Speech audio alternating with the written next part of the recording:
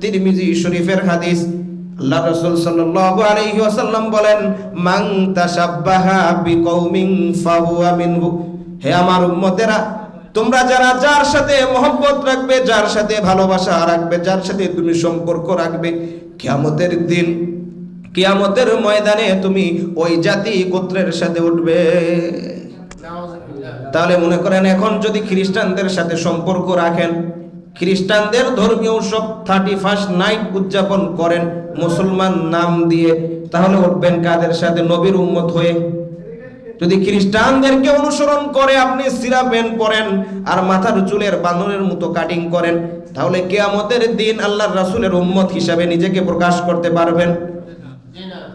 আল্লাহ রাসূল বলেন, তুমি যাকে অনুসরণ করবে, যাকে ভালোবাসবে, যার যা কিছু তুমি অনুসরণ করবে, নিজের জীবনে বাস্তবায়ন করবে, কিয়ামতের দিন মহান রব্বুল আলামিন তোমাকে ওই কাতারে দাঁড় করাইয়া দিবে। তাহলে যদি আমাদের দাঁড়ানোটা খ্রিস্টানদের সাথে হয়, ইহুদিদের সাথে হয়, তাহলে সরাসরি একেবারে জান্নাত। কথা কন, জান্নাত সরাসরি? সরাসরি একেবারে জাহান্নাম। জাহান্নামও গিয়া পড়তে দেরি, কিন্তু ফেরেশতাদের গুতা খাইতে একটু দেরি হবে না। যদি এই ফেরেশতাদের গুতা থেকে, লাত্তি গুতা কিল ঘুষি থেকে বাঁচতে চাও, চিরদিনের জন্য জাহান্নাম থেকে যদি বাঁচতে চাও, তাহলে মহান রব্বুল আলামিনের হুকুমটাকে নিজের জীবনে বাস্তবায়ন করো। কোরআনে কারীম আমার আর আপনার জন্য আল্লাহ তাআলা নাযিল করেছেন, যে কথা বলতেছিলাম, মাউইযাতুম মির রাব্বিকুম। কার পক্ষ থেকে ওয়াজ? মহান রব্বুল আলামিনের পক্ষ থেকে ওয়াজ। মহান রব্বুল আলামিন এই জায়গায় কি ওয়াজ করছেন? কোন গল্প শুনাইছেন? হ্যাঁ, বিভিন্ন সময় বিভিন্ন গল্প শুনাইছেন। এজন্য গল্প শুনাইছেন, গল্প থেকে বান্দা তোমাকে শিক্ষা দেওয়ার জন্য। হযরত ইউসুফ আলাইহিস সালামের ঘটনা আছে। ইউসুফ কিভাবে বিপদে পড়ছে, বিপদ থেকে কিভাবে উদ্ধার হয়েছে, এই ঘটনা কোরআনে কারীমের মধ্যে আছে। ঈসা আলাইহিস সালাতু ওয়াস সালামের মা মারিয়াম আলাইহিস সালাম বিপদের মধ্যে পড়ছেন, তাকে মানুষ তোহমত দিছে, বিভিন্ন বিষয়ে তোহমত দিছে। ঈসা আলাইহিস সালাতু ওয়াস সালামের জন্মের পূর্বে তোহমত দিছে। তো ঈসা আলাইহিস সালাতু ওয়াস সালামের মার সেই তোহমত থেকে মহান রব্বুল আলামিন কিভাবে পবিত্র করেছেন, কোরআনে কারীম সেটার সাক্ষ্য। আল্লাহর রাসূল সাল্লাল্লাহু আলাইহি ওয়াসাল্লামের জীবনের সবচেয়ে প্রিয় স্ত্রী ছিলেন আম্মাজান খাদিজা রাদিয়াল্লাহু তাআলা আনহা। আম্মাজান খাদিজা রাদিয়াল্লাহু তাআলা আনহা যখন দুনিয়া থেকে বিদায় নিয়ে চলে যান, আল্লাহ রাসূল সাল্লাল্লাহু আলাইহি ওয়াসাল্লামের জীবন সঙ্গিনী আয়েশা রাদিয়াল্লাহু তাআলা আনহাকে সবচেয়ে বেশি ভালোবাসতেন। তখনকার মুনাফিকরা আয়েশা রাদিয়াল্লাহু তাআলা আনহাকে জিনার অপবাদ দিছিল। আল্লাহ রাসূল সাল্লাল্লাহু আলাইহি ওয়াসাল্লাম এটাকে সহ্য করতে পারেন নাই। আল্লাহ রাসূল সাল্লাল্লাহু আলাইহি ওয়াসাল্লাম আম্মা জান আয়েশা রাদিয়াল্লাহু তাআলা আনহাকে বলে দিয়েছেন, তুমি তোমার বাবার বাড়ি চলে যাও। মদিনার কিছু সাহাবীরাও এর মধ্যে যুক্ত হয়ে গেছিল, এই মুনাফিকদের খবরের মধ্যে তারা পড়ে গিয়েছিল। আল্লাহ তাআলা দীর্ঘ সময় পর আয়েশা রাদিয়াল্লাহু তাআলা আনহার পবিত্রতা বর্ণনা করে কোরআনে কারীমের মধ্যে সূরা নূরের মধ্যে 10 আয়াত নাজিল করে দিলেন এবং আম্মা জান আয়েশা রাদিয়াল্লাহু তাআলা আনহার চরিত্রের সার্টিফিকেট দিয়ে দিলেন। তাহলে যুগে যুগে আল্লাহ এবং আল্লাহর রাসূলকে অপমান করতে চেয়েছেন, আল্লাহর রাসূলের পবিত্র স্ত্রীদেরকে অপমান করতে চেয়েছে, কিন্তু দুনিয়ার মানুষ কি পারছে? দুনিয়ার মানুষ পারে নাই। আল্লাহ সুবহানাহু ওয়া তাআলা আল্লাহর রাসূলকে দুনিয়ার সর্বোচ্চ সম্মান দিয়ে তৈরি করেছেন। কেমন সম্মান দিয়েছেন? তাফসীরের রুহুল বয়ানের মধ্যে আল্লামা মাহমুদ আলুসি রাহমাতুল্লাহি আলাইহি সুন্দর একটা ব্যাখ্যা করেছেন যে জিবরাইল আমিন আলাইহিস সালাতু ওয়াস সালাম আল্লাহর রাসূল সাল্লাল্লাহু আলাইহি ওয়াসাল্লামের কাছে আসছেন। আসার পরে বলেন, মুহাম্মদুর রাসূলুল্লাহ সাল্লাল্লাহু আলাইহি ওয়াসাল্লাম, আপনি কি জানেন যে আল্লাহ তাআলা আপনার সম্মান কিভাবে বৃদ্ধি করেছে?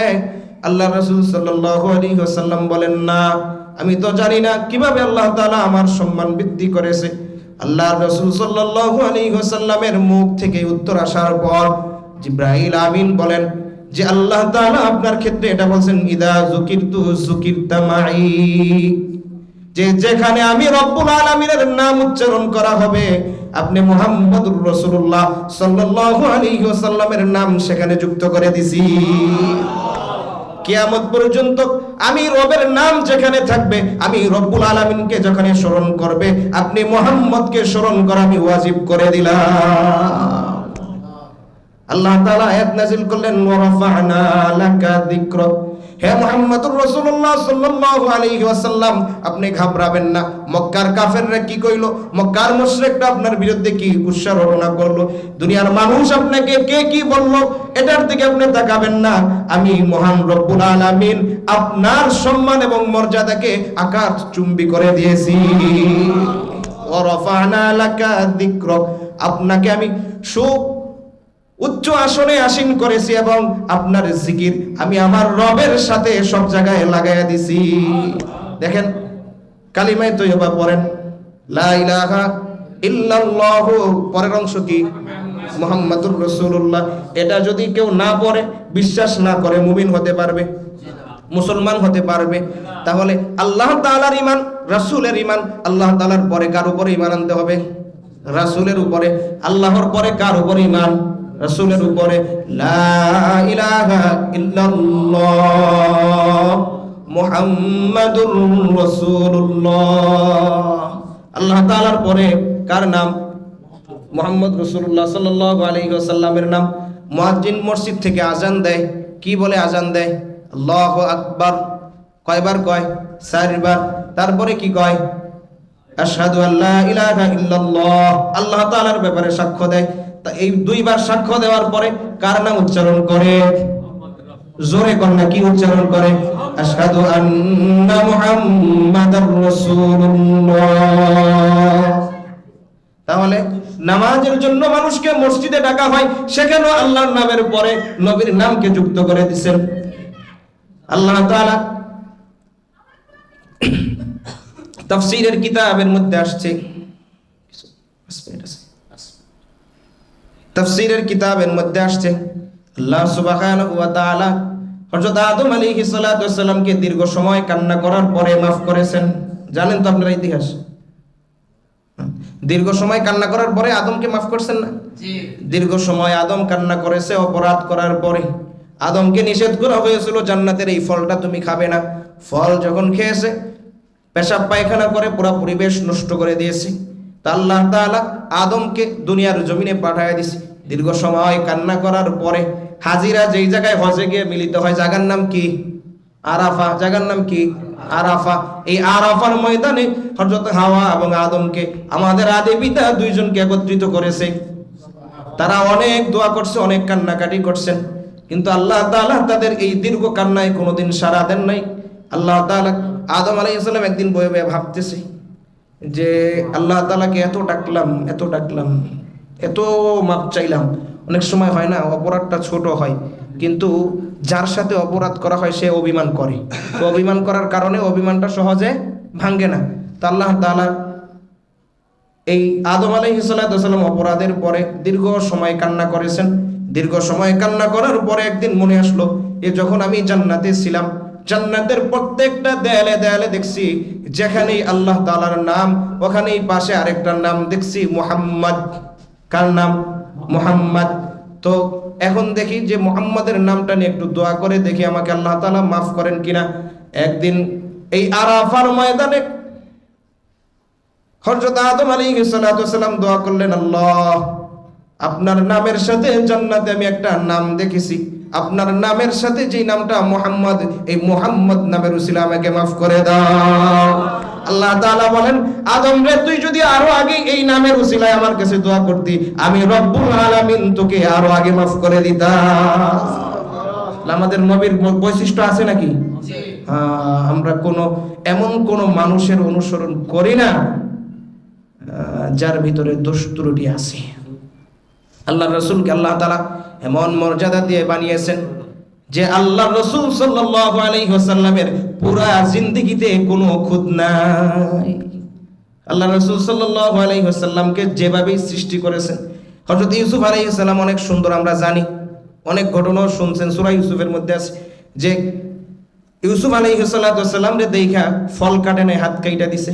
তো ইউসুফ আলাইহিস সালাতু ওয়াসসালামের সৌন্দর্য আর আমাদের নবী মুহাম্মদুর রাসূলুল্লাহ সাল্লাল্লাহু আলাইহি ওয়াসাল্লামের সৌন্দর্য যদি এক পাল্লায় রাখা একত্রিত করা হয়, তাহলে ইউসুফের সৌন্দর্য আল্লাহর রাসূলের সৌন্দর্যের নিচে ঢাকা পড়ে যাবে। ইউসুফ ছিলেন সাদা সুন্দর। ইউসুফ কেমন সুন্দর ছিলেন? সাদা সুন্দর। সাদা সুন্দর দেখতে ভালো লাগে না তেমন একটা। আল্লাহর রাসূল ছিলেন লাল সুন্দর। কেমন সুন্দর? লাল সুন্দর। আল্লাহর রাসূলকে আল্লাহ এমন ভাবে বানিয়েছেন যেমন ভাবে বানাইলে ওই সময়ের সর্বশ্রেষ্ঠ মানুষ হয়, যে আল্লাহর রাসূলের সমকক্ষ কোন একটা পুরুষকে দাঁড় করাতে পারবে না। অনেক সময় বলে যে এই আপনার মতো একে দেখা যায়, ওর মতো ওরে দেখা যায়, এমন বলে কিনা, চেহারায় মিল থাকে কিনা। বিজ্ঞানীরাও বাড়ি করছে যে পৃথিবীতে কয়েকজন মানুষের একসাথে মিল থাকে, সংখ্যাটা আমার খেয়াল নাই, কিন্তু আল্লাহর রাসূল সাল্লাল্লাহু আলাইহি ওয়াসাল্লাম যেই 63 বছর দুনিয়ার জীবনে ছিলেন, এই 63 বছর দুনিয়ার জীবনে আল্লাহর রাসূলের সমকক্ষ কোনোভাবে হতে পারে এমন কাউকে বানান নাই। এক সাহাবী ছিলেন আল্লাহর রাসূল সাল্লাল্লাহু আলাইহি ওয়াসাল্লামের খুব কাছাকাছি। এক সাহাবী ছিলেন কি আল্লাহর রাসূলের খুব কাছাকাছি, কিন্তু আল্লাহর রাসূলের সেই ধারে কাছেও না, একটু একটু মনে হয়। আল্লাহর রাসূল সাল্লাল্লাহু আলাইহি ওয়াসাল্লামের সম্মান অনেক বেশি। আল্লাহর রাসূলের সম্মানে আল্লাহ তাআলা আমাদেরকে অনেক সম্মানিত করেছেন। এজন্য আল্লাহ তাআলা বলেন যে আমি তোমাদের জন্য কোরআনকে নাজিল করেছি শিফা হিসাবে, ওয়া শিফাউল লিমা ফিস সুদূর, কলবের চিকিৎসার জন্য আল্লাহ তাআলা এই কোরআনকে নাজিল করেছেন। এবং আল্লাহর রাসূল সাল্লাল্লাহু আলাইহি ওয়াসাল্লামকে বলেছেন ওয়া ইউআল্লিমুহুমুল কিতাবা ওয়াল হিকমাতা ওয়া ইউযাক্কিহিম, তাদেরকে তাজকিয়ায়ে নফস করো, তাদের অন্তরটাকে পরিশুদ্ধ করো। তাহলে দুই আয়াতের মিল পাইছেন তো? আল্লাহ তাআলা আমাদেরকে যেই কথাগুলো বললাম অল্প সময়ের মধ্যে আল্লাহ তাআলা বুঝবার মানার আমল করার তৌফিক দান করে। সর্বপ্রথম আল্লাহ তাআলা আমাকে, এরপরে যারা শুনছেন যে যেখান থেকে শুনছেন, সঠিক কথাগুলো বুঝবার মানার জীবনে বাস্তবায়ন করার তৌফিক দান করেন। ওয়া আখিরি দাওয়ানা আলহামদুলিল্লাহি রাব্বিল আলামিন।